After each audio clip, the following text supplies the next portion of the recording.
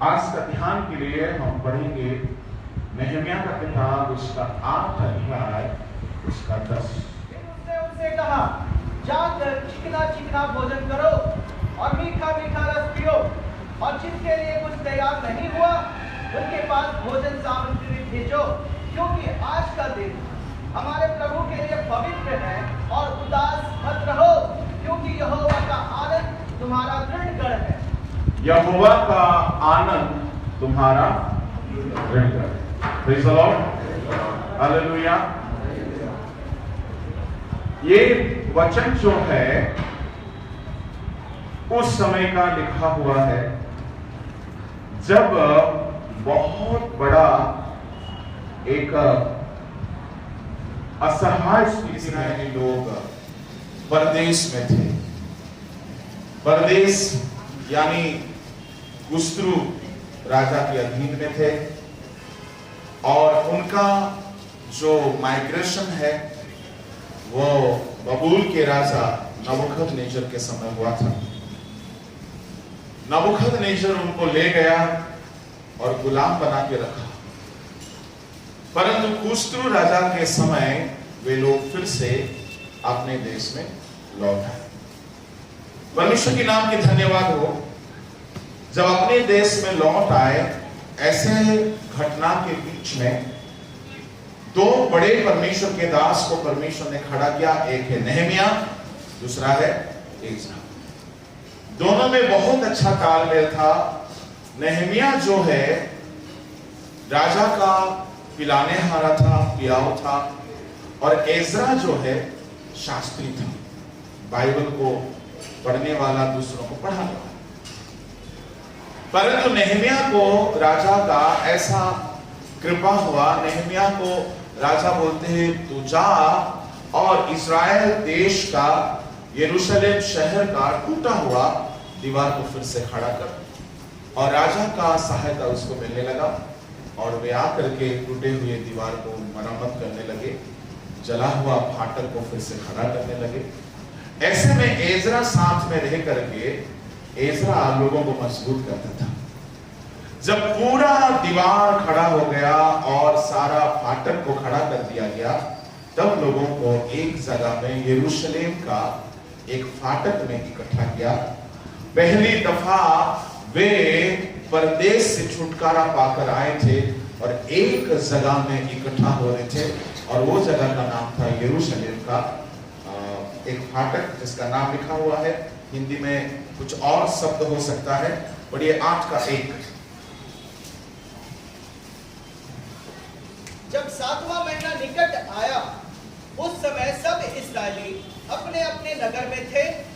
तब उन सब लोगों ने एक मन होकर जल फाटक के सामने सारे लोग एक मन होकर इकट्ठा हो गए।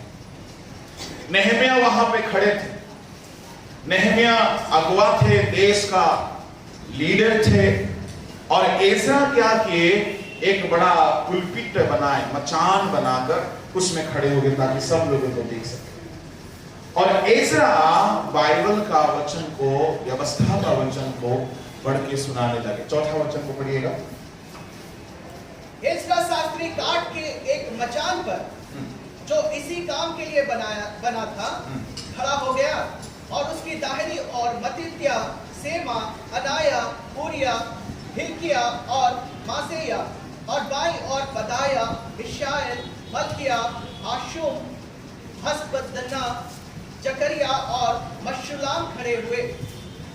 देखिए, बाएं ओर कुछ लोग और दाहिनी ओर कुछ लोग खड़े हो गए, और एक मचान बना करके एज्रा खड़ा हो गया। आजकल का सभाओं में हम देखते हैं बड़ा बड़ा पुलपिट होता है, 5 फीट का, 10 फीट का ऊंचा वाला, और स्टेज होता है, डैश होता है। तो उस स्टेज पे खड़े होके माइक में प्रचार हम लोग करते हैं। परंतु यहाँ पे एक स्टेज बनाया गया जिसको लकड़ी से बनाया गया मचान कहा जा रहा है, और एज्रा उस पर खड़ा हो गया। उसकी दाहिनी ओर 1 2 3 4 5 6 लोग खड़े हो गए, और उसकी बाईं ओर भी 1 2 3 4 5 6 7 लोग खड़े हुए। उसकी दाहिनी ओर और उसकी बाईं ओर 6 7 लोग खड़े हो गए। और ये लोग क्यों खड़े हुए हैं? क्योंकि एजरा का आवाज बहुत कम था। एजरा बोलेगा तो एजरा का बोली को ये लोग और सरल भाषा में आम जनता को समझाते थे। और नीचे पढ़िएगा, तब एजरा ने जो सब लोगों से ऊंचे पर था, सबों के देखते उस पुस्तक को खोल दिया। और जब उसने उसको खोला तब सब लोग उठ खड़े हुए। तब एजरा ने महान परमेश्वर यहोवा को धन्य कहा और सब लोगों ने अपने अपने हाथ उठाकर आमीन आमीन कहा और सिर झुकाकर अपना अपना माथा भूमि पर टेककर यहोवा को दंडवत किया। जब एजरा वचन को पढ़ने लगे तब लोगों ने आमीन आमीन कह करके हाथ उठाकर आमीन कहने लगा। हाथ उठाकर आमीन कहने का एक घटना यहाँ को हम देखते हैं। इसका मतलब है कभी कुछ ऐसे संदेश हमें सुनने मिले तो हम हाथ उठाकर आमीन कह सकते हैं। बोलने का मतलब है ऐसा ही हो, हम उसमें सहमत हैं। एजरा के समय में लोग व्यवस्था का वचन को सुनकर हाथ उठाकर आमीन कहने लगा। तब क्या हुआ? 6 7 पढ़ी। यीशु बानी सेरेबिया यामीन अक्कुब सबते होदिया माशेया कलिता अचरिया योजाबाद हनान और पलाया नामक लेविय लोगों को व्यवस्था समझाते गए। कुछ लोग थे व्यवस्था समझाने लगे क्योंकि व्यवस्था का वचन बहुत कठिन वचन था। कुछ बातें कठिन शब्द से लिखा हुआ था तो लोगों को समझ में नहीं आ रहा था। एजरा पढ़ता था और लोग नीचे रहकर दूसरों को समझाने लगे। और सारे लोग जब व्यवस्था का वचन को समझने लगे, 8 पद पढ़िएगा, उन्होंने परमेश्वर की व्यवस्था की पुस्तक से पढ़कर अर्थ समझा दिया और लोगों ने पाठ को समझ लिया। तब नहम्याह जो अधिपति था और एजरा जो याजक और शास्त्री था और जो लेवीय लोगों को समझा रहे थे, उन्होंने सब लोगों से कहा, आज का दिन तुम्हारे परमेश्वर यहोवा के लिए पवित्र है, इसलिए विलाप ना करो। इसका मतलब है लोग वचन को सुन करके रोने लगे। अच्छा बताइए, एक इंसान को वचन सुनने से अगर रोना आता है, 2 कारण हो सकता है। एक कारण हो सकता है कि उस वचन में उसका गलती उसको देखने मिला होगा। दूसरा कारण क्या हो सकता है?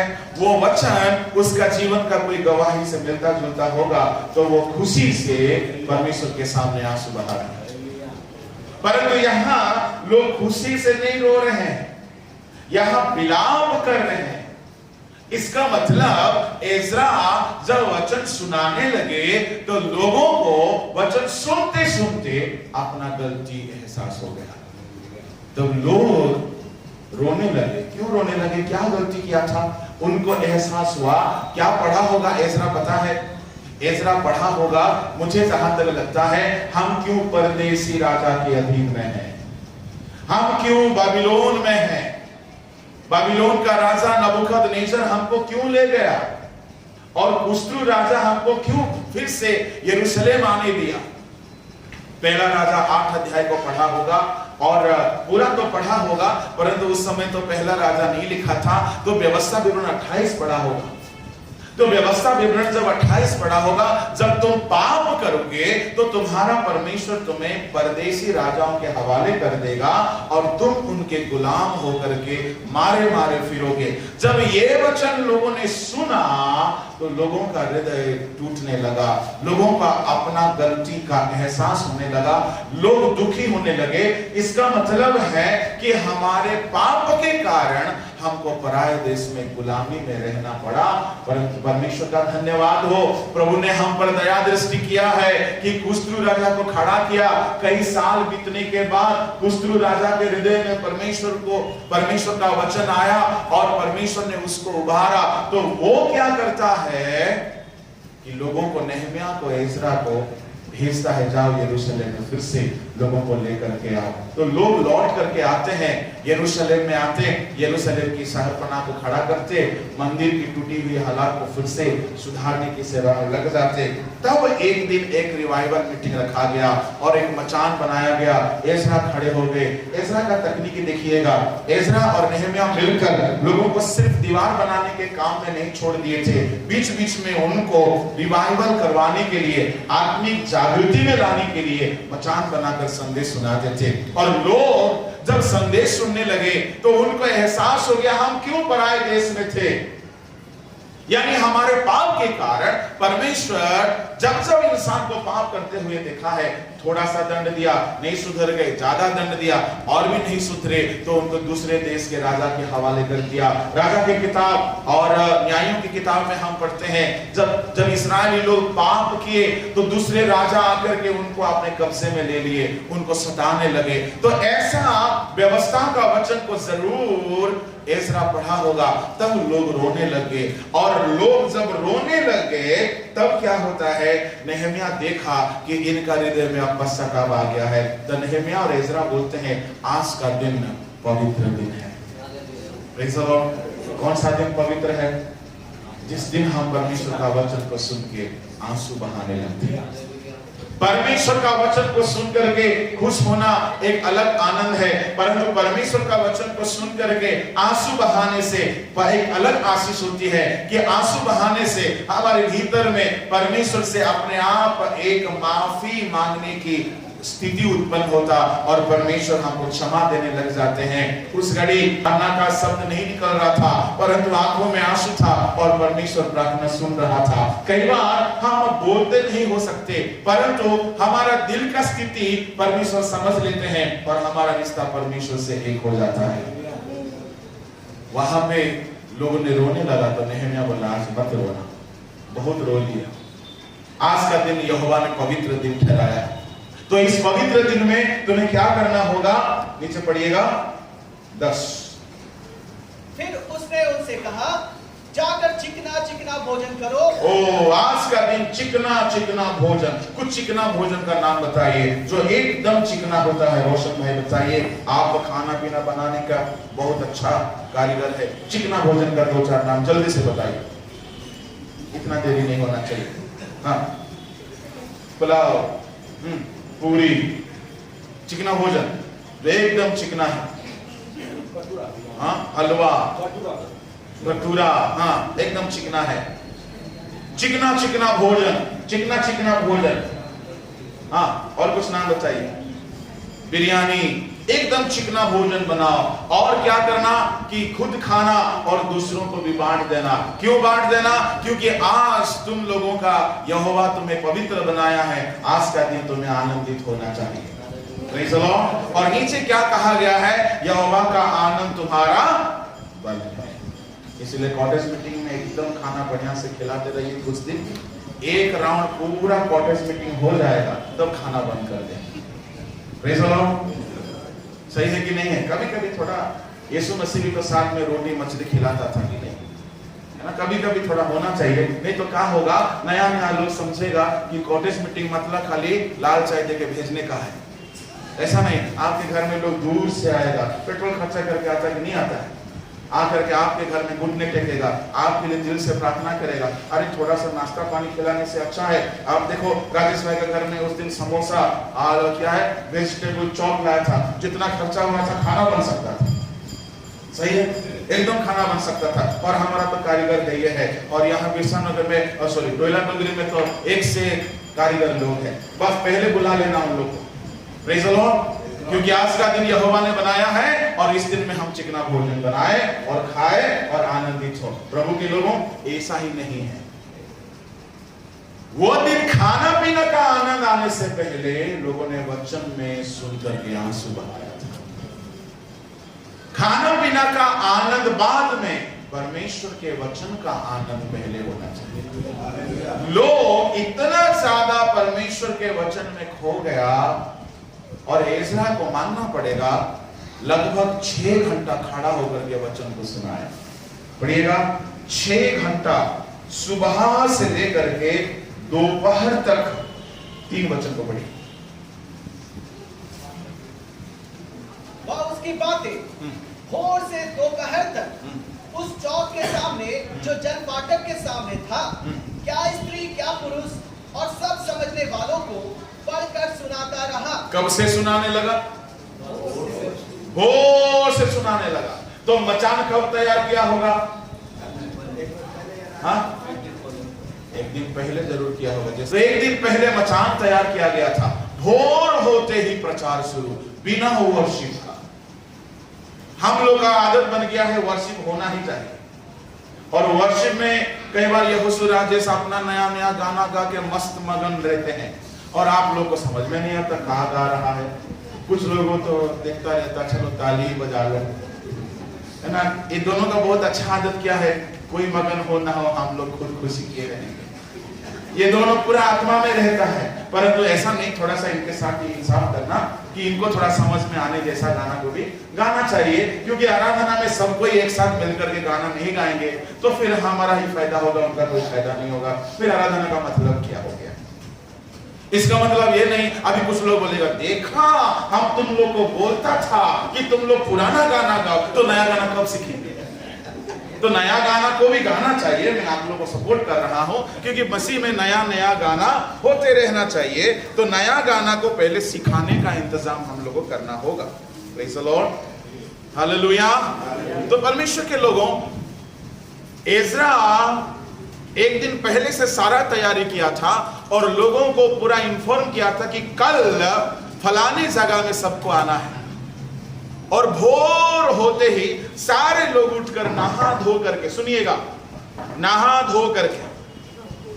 क्यों नहा धो करके? क्योंकि इजरायली लोग जब कभी भी यहोवा के सम्मुख जाते थे बिना नहाए नहीं जाते थे। Praise the Lord. इजरायली लोग जब कभी भी परमेश्वर के सम्मुख में जाते थे, वस्त्र को धोते थे, नहा करके जाते थे। और सिनाई पर्वत के बारे में आपको पता होगा, निर्गमन उसका 19 अध्याय में लिखा है।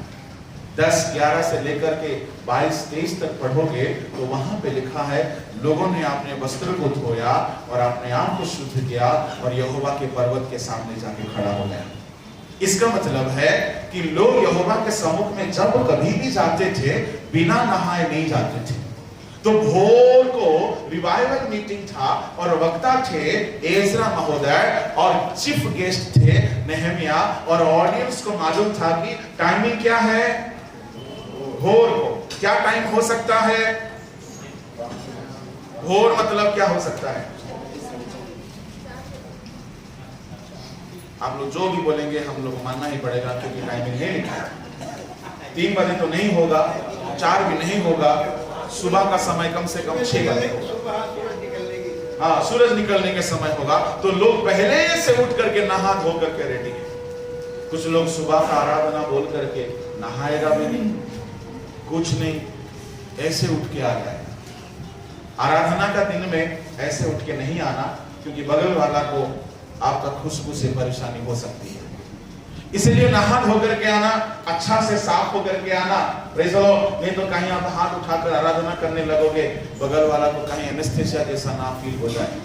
इसलिए भोर के समय जब इस्राएली लोग प्रभु के भवन के सामने जाते थे, तब सब वे शुद्ध होके जाते थे, पवित्र होके जाते थे, और वे आलस लोग नहीं थे। Praise the lord, hallelujah. बड़ी संख्या में वहां लोग थे। भोर से लेकर के दोपहर तक वचन सुनाया गया। कोई गाना नहीं था, कोई टेस्टिमनी नहीं था, only Bible study, Bible study. परमेश्वर का वचन में ताकत है। लोगों का हृदय छिपने लग गया और लोग रोने लगे। परमेश्वर के नाम के धन्यवाद हो। इस भोर से लेकर के दोपहर तक बीच में ना नाश्ता ब्रेक था, ना टी ब्रेक था, ना कोल्ड ड्रिंक्स ब्रेक था, कोई ब्रेक नहीं था। कंटिन्यू लोगों का मन परमेश्वर के वचन में खो गया था। मेरे प्रभु के लोगों, कई बार ऐसा हमें भी होना चाहिए। एक एक दिन छुट्टी मिलता है, खाली मिलता है, लगातार परमेश्वर का वचन को पढ़ते रहो। आप नहीं रोएंगे तो बताना, पक्का आपको आंसू आएगा, क्योंकि परमेश्वर का वचन हमारे दिल को ऐसा छोड़ता है, कचोटता है, हमारी दिल टूटने लगती है, आंसू बहने लगेगा और भीतर ही भीतर एक जागृति आने लगेगा कि मुझे प्रभु के लिए जीना है, कुछ करना है, ऐसा एक मन आएगा। और उस दिन एजरा का वचन पढ़ने मात्र से, एजरा को रेवलेशन नहीं था, एजरा जो व्यवस्था में लिखा था एजरा उसी को बता रहा था, कुछ नया बात नहीं बता रहा था। परंतु नया नियम का संदेश क्या है पता, एक वचन को हम लोग लेते हैं, पवित्र आत्मा हमें सहायता करते हैं कि उसकी भीतरी संदेश क्या होता है। पुराना नियम का व्यवस्था में ऐसा नहीं था, चोरी नहीं करना तो नहीं करना है, झूठ नहीं बोलना तो नहीं बोलना है, हत्या नहीं करना तो नहीं करना है, उसमें और कोई एक्सप्लेनेशन नहीं था। पर नया नियम में क्या है, तुम जिस चट्टान में से पानी पिए थे वो चट्टान यीशु मसीह है। ये चट्टान का मतलब होता है, पुराना नियम में मानना तो मानना ही है, पुराना नियम में पत्थर तो पत्थर ही है, व्यवस्था तो व्यवस्था ही है। तो सिंपल सा वचन को एजरा पढ़ के सुना दिया, उतना से लोगों का हृदय छिदने लग गया, लोग रोने लग गए। मेरे प्रभु के लोगों, या वचन को आपको समझाया जाए या वचन को आप सिंपल रीति से पढ़ने पाए, परमेश्वर का वचन आपकी जिंदगी में असर डालेगा। इसलिए कभी कभी ऐसा समय निकालना चाहिए कि आज बाइबल स्टडी का हंगामा होगा, आज मैं दिन भर बाइबल पढ़ूंगा। आप पढ़ के देखिएगा, पक्का आपके भीतर में रिवाइवल आएगा, क्योंकि गाना से भी ज्यादा परमेश्वर का वचन में ताकत है। गाना तो किसी इंसान का अनुभव से बनाया हुआ है, परंतु परमेश्वर का वचन स्वयं परमेश्वर यीशु मसीह। हालेलुया। इसलिए परमेश्वर का वचन को जब एजरा पढ़ रहे थे, लोग रोने लगे। परमेश्वर का वचन कभी भी व्यर्थ होकर नहीं लौटता है। यशायाह का किताब उसका 55 अध्याय को पढ़िएगा, 55 और उसका 10-11। जिस प्रकार से वर्षा और हिम आकाश से गिरते हैं और वहां यूं ही लौट नहीं जाते, वरन भूमि पर पड़कर उपज उपजाते हैं, जिससे बोने वाले को बीज और खाने वाले को रोटी मिलती है, उसी प्रकार से मेरा वचन भी होगा जो मेरे मुख से निकलता है। वह व्यर्थ ठहरकर मेरे पास न लौटेगा, परंतु जो मेरी इच्छा है उसे वह पूरा करेगा। जैसे हिम आसमान से गिरता है और भूमि को उपजाऊ बनाता है, वैसा ही मेरा वचन जिस काम के लिए मैं भेजा हूं, उस काम को वो करके ही आएगा, वो व्यर्थ नहीं लौटेगा। इसका मतलब है जैसे ऊपर से आसमान से बरसात आता है और मिट्टी को गीला करता है, उपजाऊ बनाता है, ताकि उसमें बोने वाला बीज अंकुरित हो और पेड़ पौधा होने लगे, फल होने लगे, अनाज होने लगे। परमेश्वर का वचन भी कुछ ऐसा है, सूखा सूखा मिट्टी जैसा हमारा जिंदगी, मिट्टी का इस इंसान के हृदय में परमेश्वर का वचन जब आने लगता है, वो उसको उपजाऊ बनाता है। जिस काम के लिए बाइबल का वचन, जिस बात लिखा हुआ है, वो हमारा भीतर में असर डालता है। इसलिए लूका रचित सुसमाचार में भी परमेश्वर का आत्मा कहते हैं, परमेश्वर का वचन कोई भी व्यर्थ नहीं होता है। लूका उसका 1 अध्याय उसका 37वां पद। क्योंकि जो वचन परमेश्वर की ओर से होता है वह प्रभाव रहित नहीं होता। जो वचन परमेश्वर की ओर से होता है वो कभी भी प्रभाव रहित नहीं होता है। एजरा के द्वारा सुनाया गया वचन परमेश्वर का वचन था, वो एकदम सामर्थी वचन था और सुनने वाले लोग रोने लगे। मेरे प्रभु के लोगों, बाइबल तब तक पढ़ना चाहिए कि आपका हृदय में आंसू बहना शुरू ना हो जाए। बाइबल तब तक पढ़ना चाहिए आपको खुशी आने लग जाना चाहिए। बाइबल तब तक पढ़ते रहना चाहिए आपका मन पूरा भर जाना चाहिए कि कितना अच्छा लगा आज बाइबल पढ़ के। ये होता है बैटरी को, जैसे हम मोबाइल को फुल चार्ज करते हैं तो लंबा समय चलता है, ऐसे ही परमेश्वर का वचन को उतना पढ़ना है कि आपको कई घंटों कई दिन तक उसका असर में रहने का मौका बने। हालेलुया। थोड़ा सा चार्ज कर लिए, थोड़ा देर काम चलेगा, पूरा चार्ज किए, पूरा चार्ज किए, पूरा काम चलेगा। बाइबल कुछ लोग कैसा पढ़ते, अरे मैं परमेश्वर के सामने वाचा किया था, 5 अध्याय पढ़ने का, दिमाग खराब, आज तो पढ़ ही नहीं पाया, तो चलो कैसे भी तैसे पढ़ लेते। कौन कौन सा पढ़ेंगे? तीसरा यूहन्ना भजन 117, भजन 133, भजन 132, भजन 130, 128, ये सब पढ़ेगा तो क्या 5 मिनट में हो जाएगा। इससे कोई फायदा नहीं होगा। और परमेश्वर ऐसा रूटीन वालों को पसंद भी नहीं करता कि हम सिर्फ रूटीन बना लेते हैं, परंतु उस रूटीन में हम परमेश्वर को प्रति प्रेम नहीं दिखा पाते। करना है, खुशी से नहीं करते। प्रेम क्या पता है? परमेश्वर के प्रति अगर हम संपूर्ण भक्ति के साथ नहीं करते तो परमेश्वर को वो भी नहीं चाहिए होता है। आप किसी को घर बुला, खुशी से चाय नहीं दोगे, लीजिए आ गए मुंह उठा के, लीजिए पिएंगे जी आप? तुझे देखा, तेरा चाय को देखा, फेंक के आ जाएंगे आप, क्योंकि हम इंसान होने से भी हमारा स्वाभिमान। क्या सोच रहे हैं आप? प्रभु जी आपसे वाचा किया था इसलिए आ गया, प्रभु छोटा सा पढ़ लेता हूँ। इसका मतलब हम प्रभु को प्रायोरिटी, प्रथम स्थान, अहमियत। बेनी पास्टर जी एक बार बता रहे थे, मैं रूटीन वाला फास्टिंग नहीं करता, जब मुझे अगुवाई होता है तब मैं फास्टिंग करता, वो सबसे अच्छा है। इसलिए यीशु मसीह अगर रूटीन देने का होता, बोलते हर शनिवार को पक्का करना तुम लोग फास्टिंग। मैं जहां जहां रूटीन वालों को देखता हूं ना, वो सब 2 नंबरी फास्टिंग वाला है, क्योंकि रूटीन है। हर दिन थोड़ी अपना रूटीन सेट रहता है। रूटीन वाला लोग क्या है, ठीक है करना है तो ठीक है, अब करना ही है, तबीयत ठीक नहीं है, मेरा रिकॉर्ड खराब हो जाएगा बोलता है। मैं 15 साल से फास्टिंग करके आया हूँ, शुक्रवार को नहीं खाया हूँ, मेरा रिकॉर्ड खराब हो जाएगा, इसलिए आज का दिन भी कर लेता हूँ। तबीयत ठीक नहीं है, कर लेता हूँ, थोड़ा बहुत जूस पी के कर लेता हूँ, थोड़ा बहुत सत्तू घोल के पी के कर लेता हूँ, तो क्या फायदा हुआ? प्रभु ऐसा नहीं चाहता है। इसका मतलब ऐसा भी नहीं है कि आपको फास्टिंग नहीं करना है, क्योंकि हमारा लोग फायदा वाला, सुविधा वाला वचन को ज्यादा याद रखता है। पास्टर बोला था कि फास्टिंग नहीं करना है, अच्छा से करना है, तभी करना है। ऐसा नहीं है, फास्टिंग करना है और वो अच्छा से करना है। Praise the lord, hallelujah. क्योंकि परमेश्वर चाहता है उससे ज्यादा मुख्य स्थान हम किसी चीज को ना, प्रेज़ द लॉर्ड, उससे ज्यादा अहमियत हम किसी चीज को ना दें। परमेश्वर चाहते हैं हमारा सर्वश्रेष्ठ मान्यता परमेश्वर को हमें देना चाहिए। मेरे परमेश्वर के लोगों, बाइबल को ऐसे ही पढ़ना, भक्ति के साथ पढ़ना, आपका सबसे प्रिय, अरे आज मुझे बाइबल पढ़ना है, ये धुन होना चाहिए कि आज मुझे बाइबल पढ़ना है। सारा काम बाद में सारा काम बाद में। हमारा शुरुआत के दिनों के बाद मुझे कई बार याद आता है तो हमको भी लगता है हम कितने पीछे हट गए। प्रभु का अनुग्रह से बहुत कुछ कर रहे हैं, परंतु शुरुआत के दिनों के बाद याद आने से लगता है हम बहुत पीछे हट गए। क्यों पीछे हट गए? कि बाइबल पढ़े बिना दिन नहीं गुजरता था और प्रार्थना किए बिना दिन नहीं बीतता था। रात का नींद प्यारा नहीं होता था। भोर बिना अलार्म का, घड़ी नहीं था तो अलार्म कहां से बजेगा, बिना अलार्म का उठ जाते थे, किसी को पता नहीं चलता था, एकदम प्रार्थना करते थे और प्रभु की आवाज सुनते थे। अब सुविधाएं बढ़ने लगा, प्रभु का अनुग्रह भी होने लगा, परंतु वो पहला सा गुण है क्या?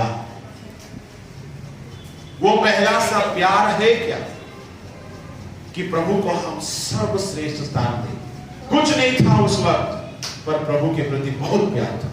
न पैसा था, न घर था, न सुविधा था, न आराम था। हमारा घर में तो हम 10th पढ़ने तक बिजली नहीं था। घर का बात छोड़ दीजिए, हमारे मोहल्ले में बिजली नहीं था।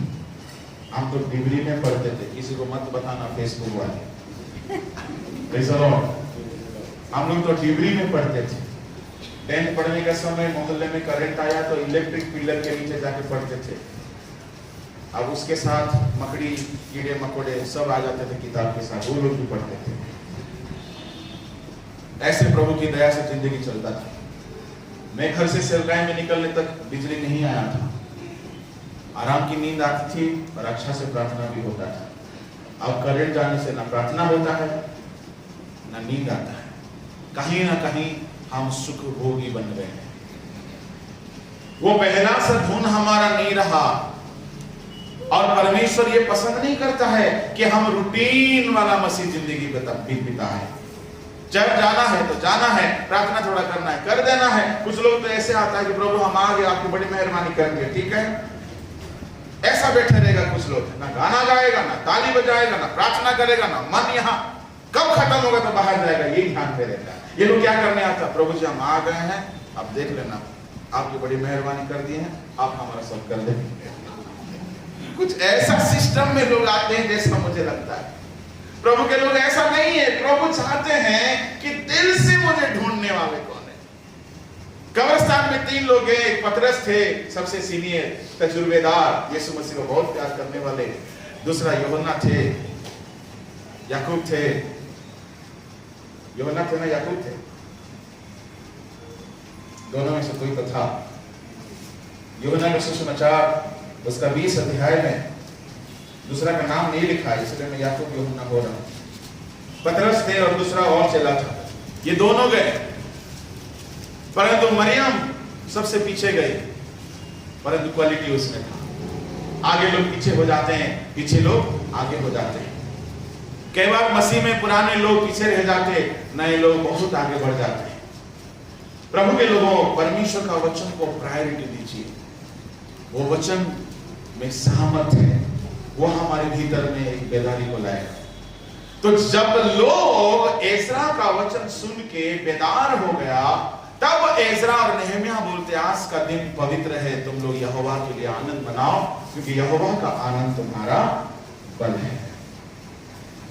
यहोवा का आनंद क्या है वो मैं आपको थोड़ा सा बताना चाहूंगा। यहोवा का आनंद हमारा बल है। प्रभु का आनंद हमें कैसे मिल सकती है? प्रभु का आनंद मिलना है तो प्रभु और हमारे बीच में आनंद की कड़ी को तोड़ने वाला जो विषय है उसको पहले हटाना होगा। Praise the lord, hallelujah. प्रभु ही आनंद देते हैं और प्रभु ही दुख देते हैं। तो बाइबल में 3-4 लोगों का नाम फटाफट बताऊंगा जिनको प्रभु ने दुख दिया था और प्रभु ही ने आनंद दिया था। एक है इस्राएली लोग का। इस्राएली लोग मिस्र देश में बड़े दुख में थे, बड़े क्लेश में थे। निर्गमन 2 का 22-23, 3 का 7 से 9, भारी पीड़ा में थे, रो रहे थे, परंतु प्रभु के सामने वे प्रार्थना की। गौर फरमाइएगा, आप यहोवा का आनंद पाना चाहते हो, पहला कुंजी है आंसुओं का प्रार्थना। आपका शोक आनंद में बदल जाएगा, उसका पहला कुंजी है आंसुओं का प्रार्थना। इस्राएली लोग आंसू बहाकर प्रार्थना करने लगे तो परमेश्वर क्या किया कि उनको उस देश से निकाला। और पढ़िएगा निर्गमन उसका 14 अध्याय और 15 अध्याय, ये दोनों अध्याय का एक वचन आपको पढ़ाना चाहूंगा।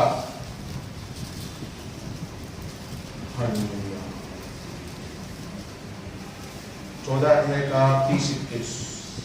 इस प्रकार यहोवा ने उस दिन इस्राएलियों को मिस्रियों के वश से छुड़ाया और इस्राएलियों ने मिस्रियों को समुद्र के तट पर मरे पड़े हुए देखा।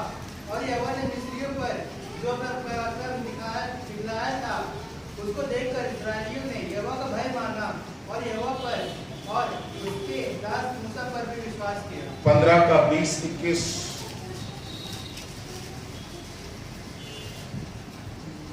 तब हारून की बहन मरियम नाम नबिया ने हाथ में डफ लिया और सब स्त्रियां डफ लिए नाचती हुई उसके पीछे हो ली। और मरियम उनके साथ यह टेक गाती रही, यहोवा का गीत गाओ क्योंकि वह महाप्रतापी है। देखिए मरियम अच्छा वर्शिप लीडर है ना। हमारा चर्च का है ना, जवान लोग, बहन लोग, सिस्टर लोग, यहाँ क्या लिखा है? मरियम को बहीन लिखा है ना। ये बहीन शब्द ठीक है ना, नागपुरी शब्द में बहीन ज्यादा बोलते हैं। तो मरियम क्या करने लगी? हारून याजक का सिस्टर मरियम डबली लेकर के नाचते नाचते आगे आने लगी और कुछ स्त्रियां उसके साथ मिल करके नाचने लगी। लोग खुशी में नाच सकता है ना दुख में नाच सकता। ऐसा परमेश्वर काम किया कि इस्राएली लोग उसके बाद फिर रोए नहीं 40 साल। प्रभु के लोगों आंसू बहाकर प्रभु के सामने जो बैठना सिखा है, प्रभु उसके दुख को आनंद में बदल देता है। और यहाँ मरियम दफनी लेकर के गाना गाने लगी और 21वां पद में लिखा है कि स्त्रियां उसको टेक देने लगे। वो जैसे गाने लगी, स्त्रियां उसको फिर साथ में गाने लगे, कवाली के जैसा। देखो पहला कवाली यहाँ से शुरू हुआ है। मरियम लीड करती है, बाकी बहनें लीड करती है। हमारी माताएं कब जो करेंगे पता नहीं करते थे, वो लोग जोश में आ जाएंगे तो फिर तो क्या, प्रेज़ द लॉर्ड, हालेलुया। वो लोग में बहुत जोश है, बहुत सेवा करते हैं, ऐसा बात नहीं है। तो मरियम एक प्रेरणा है, एक इंस्पिरेशन। यहोवा परमेश्वर दुख से बचा लिया, उसके समान कोई नहीं है। फटाफट गाना लिखने लगे। Praise the Lord. आप लोग कब लिख रहे हैं? फटाफट गाना लिखने लगे और टीम रेडी, बिना प्रैक्टिस का। कौन सा सुर में गाया होगा नहीं मालूम। हमारे चर्च में भी कुछ लोग बहुत भयंकर सुर में गाने वाले लोग, वो सब स्केल का ऊपर लेवल का है। Praise the lord, hallelujah. ऐसा नहीं आप लोग स्केल के साथ ही सीखना, क्योंकि उसी में ओरिजिनल गाना होता है। प्रभु वो सब नहीं देखता, हम लोग बोलते हैं, परंतु इंसान तो देखता है ना। अब आपका गाना ऐसा हो कि पूरा भैंस जैसा हो, तो अब अगला बोलेगा अरे भाई यहाँ इंसान है ही नहीं, हम कहाँ बैठेंगे, भाग ना जाए कोई। इसलिए सबके लिए जो अच्छा है उसको भी थोड़ा हमें देखना चाहिए। Praise the Lord. तो मरियम का खुशी का कारण क्या है? यहोवा ने हमें छुड़ाया। दुख से छुड़ाने से आनंद आता है। आपके ऊपर कोई सता रहा है, आपके ऊपर कोई परेशानी है, आपके ऊपर कोई तनाव है, जब तक ये तनाव नहीं छूटा, आनंद यहोवा का कैसे आ सकता है? और ये आनंद आना है तो आपको यहोवा के सामने आंसू बहाना होगा। आनंद आने का पहला कुंजी है आंसुओं का प्रार्थना। दूसरा उपवास का प्रार्थना। आंसुओं का प्रार्थना का और एक रेफरेंस आप लिख सकते हैं, 1 सामुएल 2 अध्याय का 1, जल्दी से पढ़िएगा।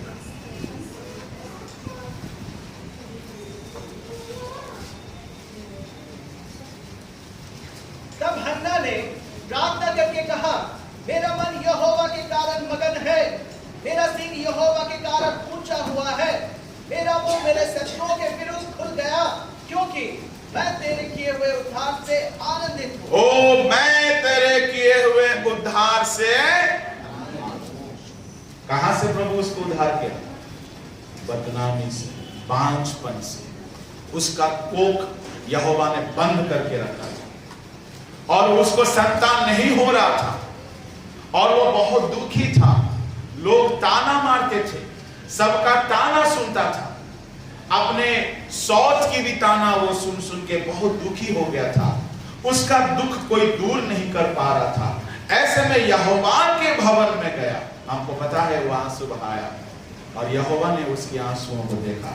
परमानेंट आंसुओं को प्रभु ने पोंछ डाला और आंसू जैसे परमेश्वर पोंछ दिया, यहोवा की आनंद उसके जीवन में दिखने लगा। मेरे प्रभु के लोगों, प्रभु ने कहा है वचन में, तुम्हारा शोक आनंद में बदल जाएगा। यहोवा का आनंद तुम्हारा बल है, परंतु किसके लिए बल है? जो आंसू बहाकर प्रार्थना। ये पहला कुंजी है। दूसरा कुंजी है उपवास करके प्रार्थना करने वालों को यहोवा का आनंद मिलता है। एस्तर का किताब उसका 9 अध्याय पढ़िए।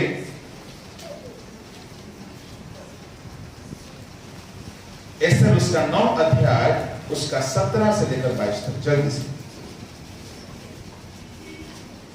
यह अदार महीने के 13वें दिन को किया गया और 14वें दिन को उन्होंने विश्राम करके भोज किया और आनंद का दिन ठहराया।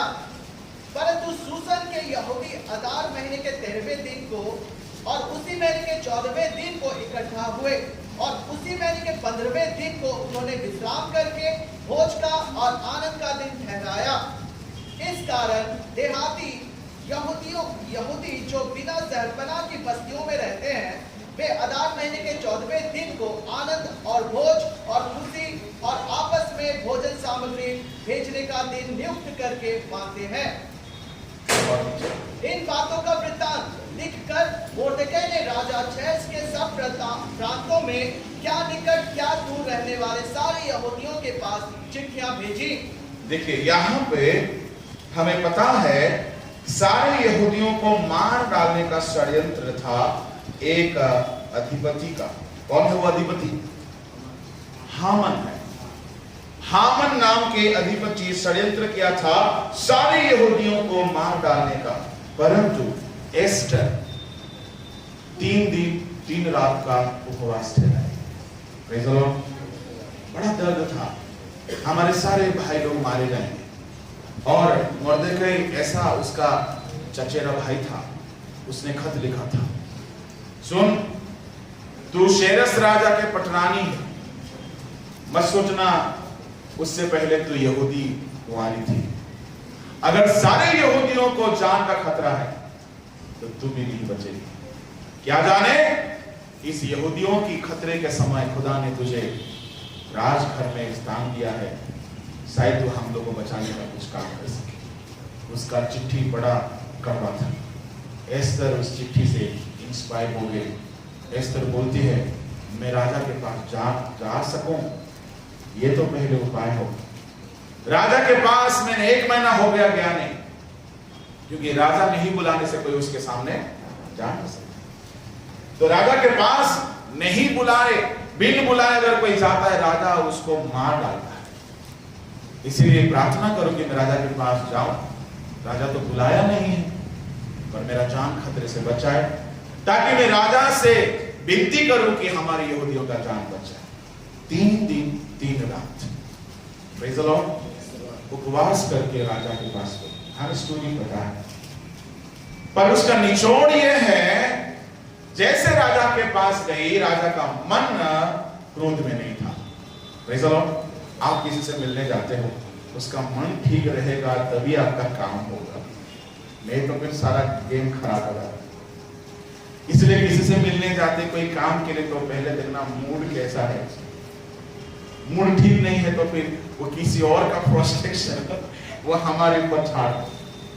तो इसलिए एस्टर रानी बोलती है पहले देखो कि राजा का मन ठीक रहना चाहिए। उस दिन एक ऐसा मन रहना चाहिए कि एस्टर आती तो अच्छा होता, एस्टर आती तो अच्छा होता, एस्टर को देखना चाहता हूं, ऐसा ढूंढते रहेगा तो मैं जाऊंगा तो खुश हो जाएगा, और वो लोग बोलेगा तू 100 साल जिए, क्या बात है तुम्हारा नाम लिया तुम आ गए। तो ऐसा एस्टर बोली मेरे लिए फास्टिंग करो, मैं तुम्हारे लिए फास्टिंग करता हूं। 3 दिन 3 रात फास्टिंग के बाद जैसे एस्टर गई राजा खुश हो गए। बोले एस्टर क्या मांगना चाहते हो? एस्टर को मालूम चल गया परमेश्वर हमारा उपवास सुना है।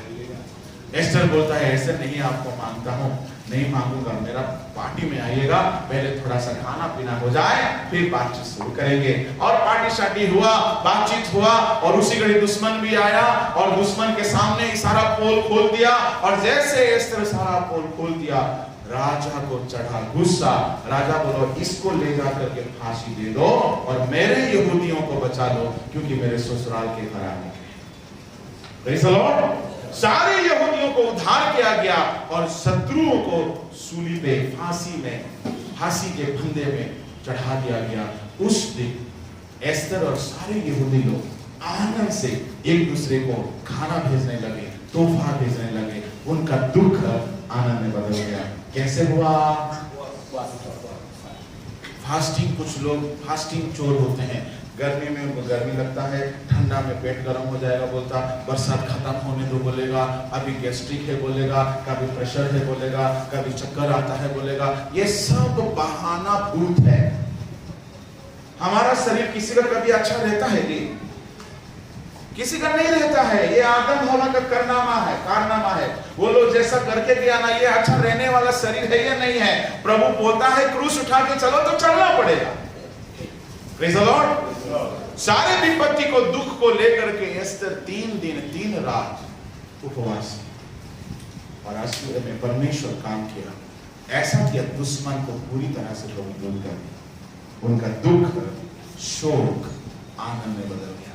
ये दूसरा कुंजी है, हमारे दुख को हम आनंद में बदल सकते हैं।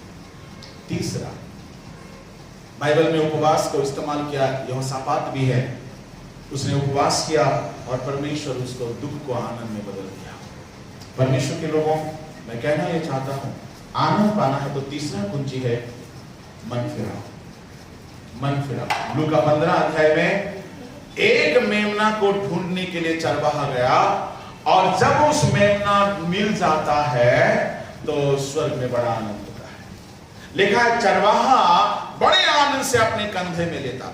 लोग पढ़ो उसका 3 वचन को पढ़ो। तब उसने उनसे यह दृष्टांत कहा, तुम में से कौन है जिसकी 100 भेड़ें हो और उनमें से खो जाए तो 99 को जंगल में छोड़कर उस खोई हुई को जब तक मिल न जाए खोजता ना रहे, और जब मिल जाती है तब वह बड़े आनंद से उसे कंधे पर उठा लेता है और घर में आकर मित्रों और पड़ोसियों को इकट्ठा करके कहता है, मेरे साथ आनंद करो क्योंकि मेरी कोई भी भेंट मिल गई है। मेरे साथ आनंद करो। किसके साथ आनंद करो? मेरे साथ आनंद करो। भेड़ मिलेगा तो चरवाहा को आनंद है। तो प्रभु बोलता है पहले मेरा आनंद को देखो। मेरा आनंद किसमें है? तुम लोग खोया हुआ स्थिति में नहीं रहना। तुम लोग जब मुझे ढूंढ के पाओगे उसमें मेरा आनंद है। यहोवा का आनंद है मन फिराने से। एक भेड़ खोया हुआ है। खोया हुआ रहने का मतलब क्या है? पाप में रहा। पाप में अगर कोई रहा है तो प्रभु उसको ढूंढना चाहते हैं, और प्रभु कब उसको पाते हैं? जब वो बंदा मन फिरा के आता है। 15 अध्याय में 3 दृष्टांत दिया गया, एक भेड़ का, दूसरा सिक्का का, तीसरा उड़ा पुत्र का। सिक्का मिलता है तो आनंद होता है, उड़ा पुत्र लौट आता है तो पिता को आनंद होता है, और मेमना मिल जाता है तो चरवाहा को आनंद होता है। वैसे ही हम अगर पाप से मन फिरा लेते हैं तो प्रभु आनंदित होते हैं। प्रभु का आनंद हमारा बल है। तो प्रभु कब आनंद होंगे हमारी जिंदगी में? मन फिराने से। जितना ज्यादा हम मन फिराते हैं, एक सुंदर रहस्य लॉजिक बात बताता हूं, जो जिस दिन मन फिरा के पूरी तरह से लौट आते हैं ना, उसका सारा पाप क्षमा होने के बाद उसको एक आनंद प्रभु हृदय में देते हैं। एक आनंद, बिना किसी कारण का आनंद, बड़ा खुशी रहेगा, बड़ा खुशी रहेगा। वो खुशी क्यों है पता? क्योंकि वो मन फिरा लिया, प्रभु खुश है, इसलिए उसको प्रभु खुशी दी है। गाना में हम लोग आते हैं, क्या है? प्रभु का आनंद है मेरी ताकत। गाने से थोड़ी चलेगा। अरे प्रभु कब आनंद होगे? तुम चोरी छुपे मोबाइल में पाप करोगे तो प्रभु आनंद दीजिए। तुम चोरी छुपे चुगली करोगे, प्रभु आनंद होंगे। झूठ बोलोगे तो प्रभु आनंद होंगे। पाप करोगे तो प्रभु आनंद होंगे। प्रभु आनंदित तब होते हैं जब हम मन फिरा लेते हैं। जब एक इंसान पाप को छोड़ता है तो प्रभु आनंदित होता है, और प्रभु अगर हमसे आनंदित हो गया हमारा बल है। Praise the Lord. घर में पिताजी अगर आनंद में नहीं है, खुशी में नहीं है, तो घर में कुछ भी नहीं हो सकता है। सही है? कई घर में क्या होता है, पिताजी का बड़ा डर रहता है, दहशत रहता है। तो पिताजी से कुछ काम कराना है, कौन सही में लीडर होते हैं? जी, माँ होते हैं। तो माँ को मालूम है पिताजी का मूड को कैसे चेंज किया जाए। अक्सर कैसे चेंज किया जाता है? मैं सुना हूं, मैं देखा नहीं हूं, अनुभव नहीं है, क्योंकि हमारे माता पिता का मूड हमेशा बरसात के जैसा है। Praise the Lord. मैं कई जगह में देखा हूं, क्या है कि पिताजी का मूड अगर खराब है तो मम्मी क्या करती है, बेटा को मान लो कुछ चाहिए, मोबाइल चाहिए, कुछ पैसा चाहिए, कहीं बाहर जाना है, तो बढ़िया सा खाना बनाए। ऐसा खाना बनाएगी कि वो खाना खाते खाते मूड ठीक होता है। इंग्लिश में एक नाम मुहावरा है, क्या है सही मुहावरा? क्या है? आप लोग कैसा इंग्लिश पढ़ा है? अच्छा, मुहावरा थोड़ी पढ़ा है ना, वो बात सही है। मुहावरा क्या है ना? There is a way, food is the way to enter into the husband's heart, है ना? ऐसा कुछ है, मैं भी एग्जैक्टली नहीं बोल रहा हूँ, मैं अंग्रेजी में बहुत अच्छा था, आप जान रहे हैं। हालेलुया। तो delicious food is the way to enter into man's heart। अच्छा बढ़िया खाना बना लो तो पति क्या है ना, खाते खाते उसका सारा मूड चेंज हो जाएगा। अगर वो आदम जैसा पति होगा तो जल्दी चेंज हो जाएगा। सोचो, पत्नी लगे कुछ भी देने से खा लेता है ना, तो कैसा है।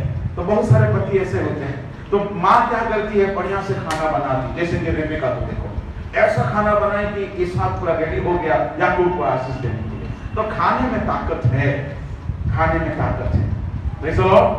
तो प्रभु के नाम के धन्यवाद हो। तो खाना बना करके पति का मूड चेंज करने के बाद बोलते, सुनो ना जी, आज ना बाबू को ना, बड़ा बाबू को आज थोड़ा सा चाहिए था पैसा। कितना? ज्यादा नहीं कि 10,000। 10,000 क्या करेगा? नहीं, उसको थोड़ा जाना है, दोस्त लोग जा रहे हैं। अच्छा ठीक है, क्योंकि मैंने सुन रहा खाने का खत्म कर।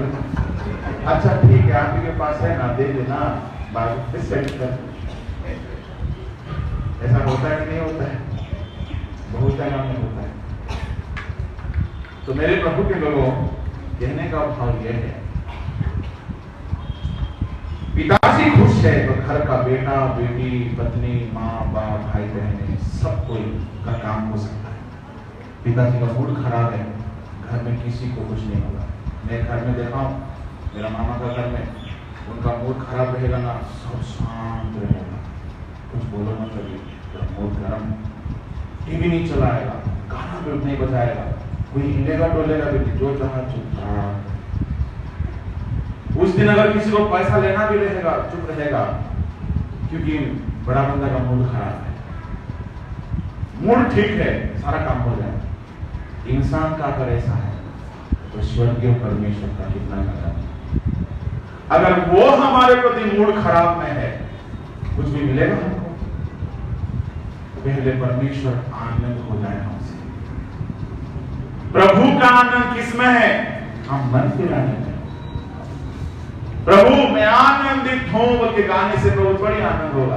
बोला झूठा, गाना गाता है, प्रभु का आनंद मेरा ताकत है। देखा तो पाप कर रहा है, मुझे दुख दे रहा है, प्रभु का आनंद मेरा ताकत है। गाना गाता, हम लोग कितने झूठे हैं। प्रभु का आनंद किसमें? हम मन फिराने से प्रभु का आनंद। तो प्रभु का आनंद में हमारा हालेलुया। हान्ना जब रोती रही, प्रभु उसके दुख को दूर करके आनंद दिए। ऐसा आनंद दिए, इजराइल देश में भविष्यद्वक्ता खड़ा हो गया, जो कि इजराइल का ताकत है। आपका ताकत प्रभु का आनंद में, तो प्रभु को आनंद कराइए, प्रभु को खुश कराइए। प्रभु खुश है तो सब चीज खुश है। मैं तुमसे अत्यंत प्रसन्न हूं। प्रभु अगर ये बात कह दिया तो समझ लेना सब चीज आपके लिए हो जाएगा। इसलिए हे मेरे प्रिय पुत्र, मैं इससे अत्यंत प्रसन्न हूं। ये होना चाहिए, प्रभु हमसे प्रसन्न होना चाहिए, प्रभु हमसे आनंद होना चाहिए, प्रभु हमसे खुश होना चाहिए। तो बाकी सब चीज मांगने की आवश्यकता नहीं है। उसके आनंद से वो हमें इतना कुछ कर देगा, हमारी सोच से समझ से पार। प्रभु के लोगों, प्रभु का आनंद हमारा, तो प्रभु को आनंद दीजिए, प्रभु को दुख मत दीजिए। प्रभु इस वचन की सेवा में हमें आशीष दे।